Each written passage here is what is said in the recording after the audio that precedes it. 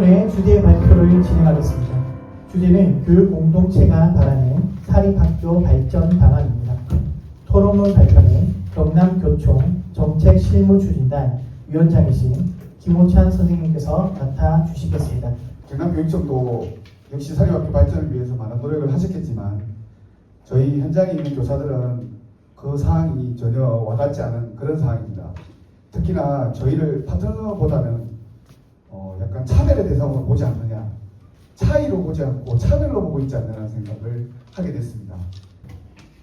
먼저 사립학교법은 사립학교 자체의 특수성에 비추어 그 자주성을 확보하고 공공성을 함양함으로써 사립학교의 건전한 발달을 도모한다는 목적을 갖고 있습니다.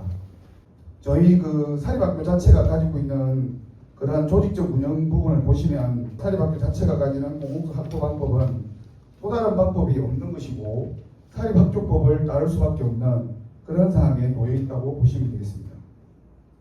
중고등학교만 합하면 거의 30%, 40%대의 그 사립학교가 지어져 있고 교육활동을 하고 있습니다.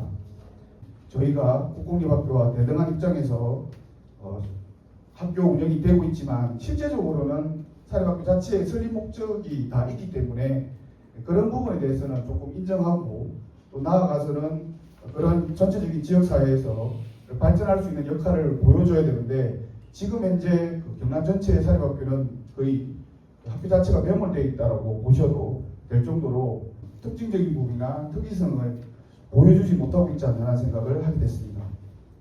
지금 우리 사립학교들이 좀 상당히 많이 힘든 상황입니다. 많이 힘들고 특히 올해 같은 경우에는 교육부 예산 자체가 너무 많이 삭감이 되다 보니까 실제로 사립학교 같은 경우에는 지금 운영하기가 상당히 어렵습니다. 결국 운영이 어렵다는 것은 우리 아이들 자체에 어떤 혜택이나 도움 주는 게 많이 못 간다는 이야기가 될 것 같습니다. 저도 이제 사립학교를 고등학교를 나왔거든요. 우연치 않게 은사님을 만났어요. 은사님 이제 퇴임을 하셨는데 이렇게 퇴임한 선생님들 모임을 만나서 고등학교 얘기를 하시다 보면은 지금 지원을 많이 못 받아서 너무 힘들다 하시는 거를 퇴임하시는 분이 걱정을 하고 계시더라고요. 이때까지는 뭐 어찌어찌 버티고 있는 것 같은데 지금 초등학교 한 4학년부터는 거의 인구가 이렇게 수직으로 바로 떨어지는 부분이라서 그런 부분들이 당연히 교육에도 좀 어느 정도 영향을 끼친다고 생각을 하는데 지금 학급당 정원 문제를 보면 사실은 아무리 재정이 도입되더라도 버틸 힘이 거의 없다고 보시면 됩니다. 사학의 자율성이 이제 많이 없어졌잖아요. 이게 뭐 예산도 그렇고 임용도 그렇고 이러한 것들이 저는 항상 느낀 게 공립하고 사립하고 학생은 대한민국 자원인데 왜 이렇게 차별을 갖다 교육청에서 두고 있는지 저 이해가 안 가는 부분이거든요. 항상 목소리가 거기서부터 커지기 시작합니다. 공립 제품 따르고 사립 제품 따로 있습니까? 대한민국 전체를 끌고 가는 자원이잖아요. 교육청에 각종 위원회가 너무 많아요. 그 위원회를 구성하는데 사립의 교장, 교감, 선생님 들어가나요? 제로입니다. 제로예요. 한 축이 40%를 담당하고 있는데 엄연히 위원회라고 하면은 사립의 교장이 됐든 누가 돼서 사학에 누군가 와서 정책도 낼 수도 있고 건의도 할 수도 있고 같이 토론도 할 수도 있잖아요. 그 위원회 자체가 교육청의 담당자하고 네트워크가 된 사람만 들어가가지고 거기서 결정하고 넘어가는 거예요. 우리는 이런 힘도 있는 얘기하고 있는데도 불구하고 그런 내용을 전혀 몰라요. 제가 알고 있는 어떤 선배는 사립학교에서 장학사를 준비를 했지만 안 됐다. 그래서 경남은 안 되나 보다. 이 정도로만 제가 알고 있는데 그 선생님들께서 하시는 말씀이 같이 임용 봐가지고 1차 보고 이렇게 들어오고 했는데 왜 우리 사립생들은 그런 쪽으로 생각을 못하냐. 다른 시도교육청이나 이런 쪽들은 하는 경우도 있다고 하는데 그래서 그러면 이 선생님들 사립에 있는 생들은 경남에 있는 생들은 그런 쪽으로 아직 교육 활동을 하다가 가고 싶다, 준비를 해보고 싶다 하면 희망을 아예 다 버려야 되는 건지. 똑같이 도교육청에 시험 쳐서 들어왔는데 공립학교는 학급 수가 줄어도 아무 문제가 없다고 생각하고 있고 사립학교는 학급 수가 줄면 우리가 나가야 된다고 생각하고 있습니다. 지금 상황을 놓고 본다면 사립이 너 알아서 살아남아라 이겁니다. 그렇다면 사립학교법을 개정을 하든지 해서 회계 구조를 바꿔줘야 되는 게 맞고 그렇게 해서라도 사립학교를 살리는 게 맞다고 생각을 하거든요. 저희 뭐 지역에 가봐도 국공립학교는 학급이 어떻게 줄든 학생 수가 줄든 고민 안 합니다. 아무 고민 안 합니다. 저희만 고민하고 있습니다. 사립학교가. 만약 가령 예를 들어서 이제 뭐 단설 농어촌 학교에 단설 사립학교가 없어졌다. 그럼 그게 다 도교증에 흡수합니까? 모든 교사를 다 흡수해 줄 수 있을까요? 그런 고민을 안 하고 있다는 거죠, 도교증은. 그 고민 자체를 다 사립학교에 떠밀고 있습니다. 이제 저희가 이제 앞으로 고민해야 될 사항이지 않나 생각을 하거든요. 예, 경남교육청에서 사립교원과 국공립교원 동일시해서 실직하는 일이 없도록 그렇게 해야 될 것 같습니다. 고교 우선교육 같은 게 사립학교의 존폐를 좌우할 수도 있겠다 이런 걸 처음 알게 됐거든요. 제가 뭐 교육계에 있지만 이 정도로 좀 몰랐던 게 많다면 일반 학부모들이나 사람들은 더 모르는 게 많을 것 같다는 생각이 들어서 알리는 계기가 좀 필요하지 않을까 그런 생각이 들었습니다.